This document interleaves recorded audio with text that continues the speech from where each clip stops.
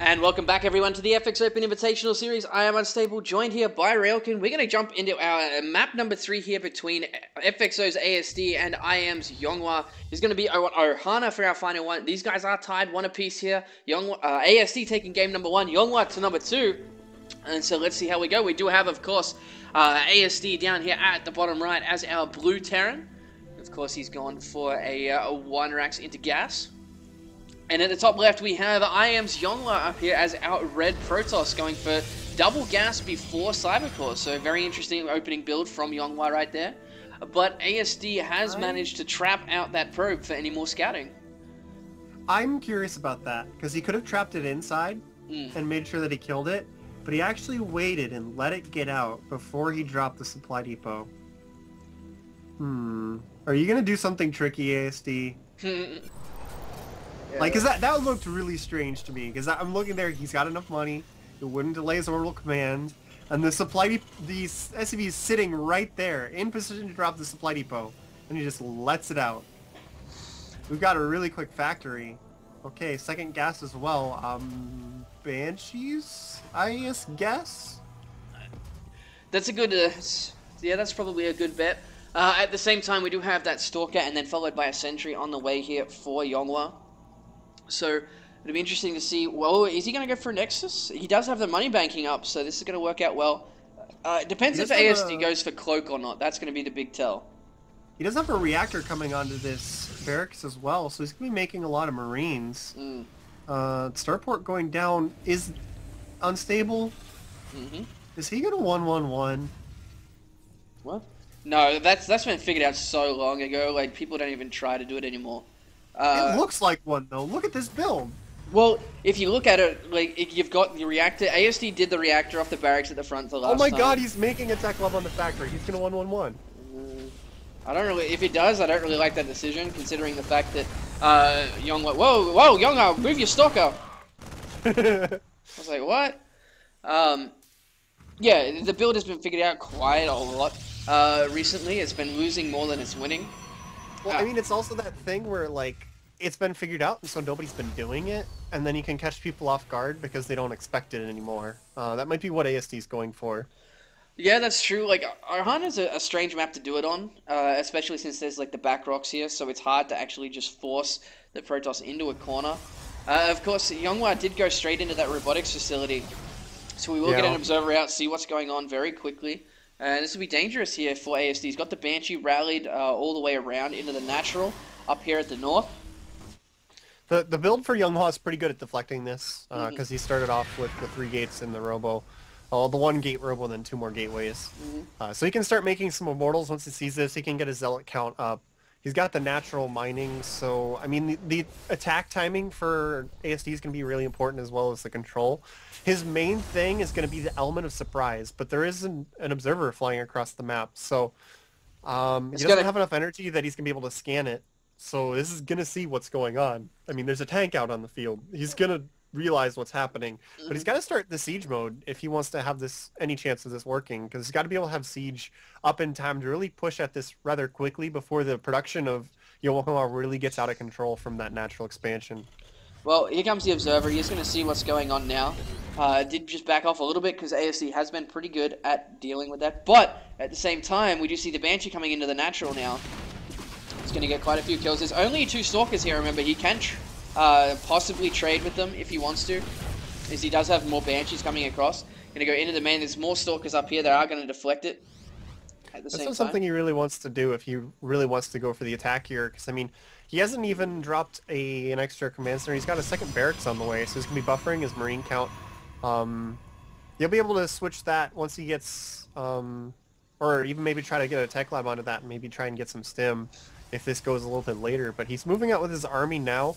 Siege mode has started, and it does upgrade pretty quickly, so by the time he clears out both watchtowers and starts setting up into a position, he'll have siege mode. Well, Yonghwa was only just now making an immortal, though. He hasn't started robotics bay. A lot of the times you see, as soon as you see something like this coming, it'll be straight into the robotics bay. Banshee coming back yet again, try to get a few more kills. Yeah, it goes into the robotics bay to get that Colossus out to just shred through the Marine numbers. And unfortunately, nowhere to go for that Banshee. And another observer coming forward is going to see this army yet again. Siege mode is going to finish up in a second, so he will be able to push forward with it.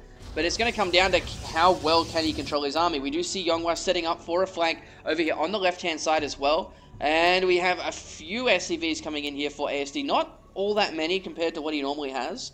So they will provide a buffer to a lot of the damage coming through here. Nice scan taking out yet another observer. And now Yonghwa has no idea what's coming here. He's going to have 2 immortals. He's opening up the back rocks just so he doesn't get cornered, like I was saying before. Oh, we didn't actually finish it. I like the idea of opening up the rocks because then he can split his army back there and maybe try and hit from 3 angles. But ASD's already in his face, and that's going to be difficult. But the army's now behind him, this small little flanking force. There's an observer over his army again. And he needs to be careful. Remember, we do have 2 Banshees. Stalker's coming in from behind now, and we do see Yonghwa moving in from both angles. It's going to come down to what he can target most.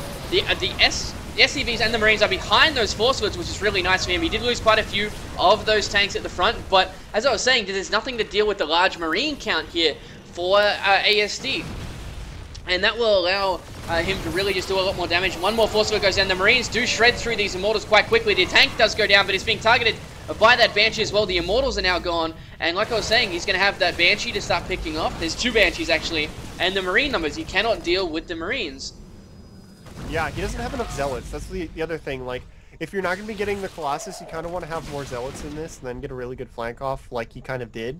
But he's just really Stalker heavy, and being super Stalker heavy when you're trying to defend this is really difficult. He scouted this, and he had the time to maybe get a single Colossus out. But I think the thing is he didn't know when the attack was coming, and he thought maybe ASD was going to be attacking sooner. So he tried to go by with just the Immortals and the ground army, but he's still really light on the Zealots. If he did want to skip the Colossus, one of the things he could have done is try and make a Twilight Council and get charged, because that can help as well. There's a lot of different things he can do to try and deflect this better, but he hasn't gone for any of them. It is still possible, because he's got this Nexus mining this entire time. And he's got the extra gateways, but it's difficult after that first engagement. Well, engaging here is a really bad idea for Yonghwa, but he's actually going to get caught. He's actually targeting down the sentries here by ASD, forces some more force fields, and he did have quite a few Zealots at the beginning, but the Marines were caught behind the force fields, and here we go. SCV's being pulled as well. The tank is up and running now. Here come the Zealots, as we were saying, but there's just so many Marines. There is no splash damage to help deal with them. We do see those Banshees still alive, targeting down sentries and targeting down Stalkers now. And he's trying to kite these Zealots as best he can, but he's just continuing with this aggression here. As soon as he takes out a lot of these SCVs, there we go, we got the Banshees coming forward, the Stalkers too far forward as well, and another tank coming in. Looking at the resources lost, 15 to 18 workers lost, 25 to 18 in favor of Yonghwa here again. But the further this goes on, the harder it'll be for Yonghwa. Oh, he's going to run straight into the siege tank fire. He's doing a really good job of focusing down the sentries with the Banshees. Like, that's actually what he's making the first priority with the Banshees, and it's really cutting them out of the fight. They go down really quickly, and it's making the Stalker count really low. And he's spending a lot of resources on these sentries, and if he wasn't having to rebuild all these sentries, he could have possibly teched up and gotten a charge or a blink by now, something out of a Twilight Council. But he's spending all of his gas on the sentries, which means he's stuck on just the gateway units. He hasn't even replenished any of the Immortals either. So he's having to focus these tanks down with just the Stalkers, so they're taking heavy losses every time they try to do it. That's going to be like the 5th observer that I've seen die in this game alone. Yeah, like, I think that's why he's not making Immortals anymore, because he's just spamming observers out of this robotics facility, and ASD's just scanning every single one.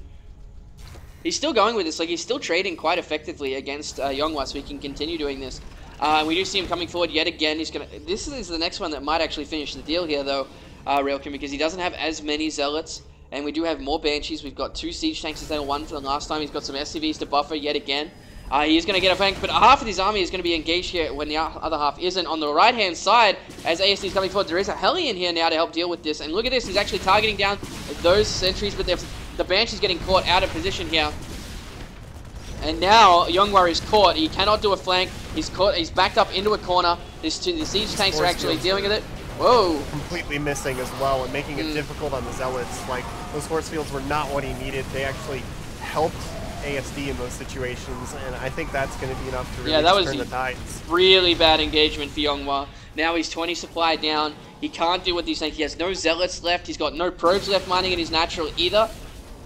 And I think this might be the beginning of the end for him. ASD might take this. More sheath tank fire, and he's just losing all of these zealots to the siege tank fire. No matter what he tries to do, he can't get a flank. He's going to lose this nexus now at the same time.